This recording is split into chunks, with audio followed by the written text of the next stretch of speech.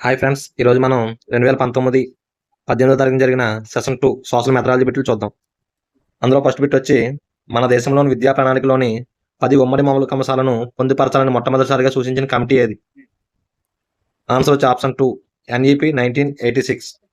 రెండో క్వశ్చన్ చూస్తే సాంఘిక శాస్త్రంలో వ్యవసాయము మరియు తేనెటీగల పెంపకం వంటి భావనలను విద్యార్థులకు బోధించడం ద్వారా వారిలో ఈ విలువను పెంపొందించవచ్చు. ఆన్సర్ వచ్చి ఆప్షన్ 3. మూడో క్వశ్చన్ చూస్తే సాంఘిక శాస్త్ర పాఠ్యపుస్తకాలలో జీవనోపాధులు, సాంకేతిక విజ్ఞాన ప్రభావము మరియు ప్రజా ఆరోగ్యము, ప్రభుత్వము అను పాఠ్యాంశాలు ఈ ఇతివృత్తం కింద రూపొందించబడినవి.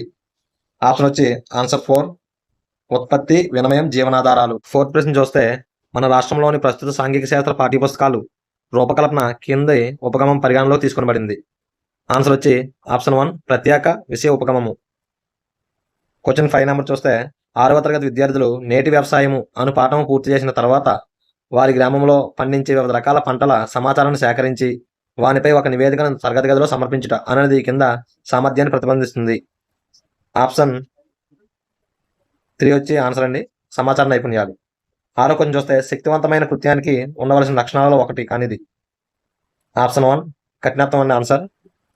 7వ ప్రశ్న చూస్తే మొత్తం పని దినములు, ఐచ్ఛిక స్థానిక సెలవులు, టీచర్కు ఉండే అర్హత గల సెలవులు, సమ్మేటివ్, ఫార్మేటివ్ పరీక్షల దినములు, పాఠ్యపుస్తకంలోని పాఠ్యాంశాల సంఖ్య వంటి అంశాలను ఉపాధ్యాయుడు ఈ కింది ప్రణాళికను తయారు చేసేటప్పుడు దృష్టిలో ఉంచుకొనును.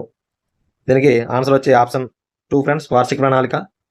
8వ క్వశ్చన్ చూస్తే తలకోన జలపాతము మరియు చంద్రగిరి కోట అనేవి వరుసగా ఈ వనరులు. ఆప్షన్ 4 ఫ్రెండ్స్ ఆన్సర్, భౌగోళిక వనరు, చారిత్రక వనరు.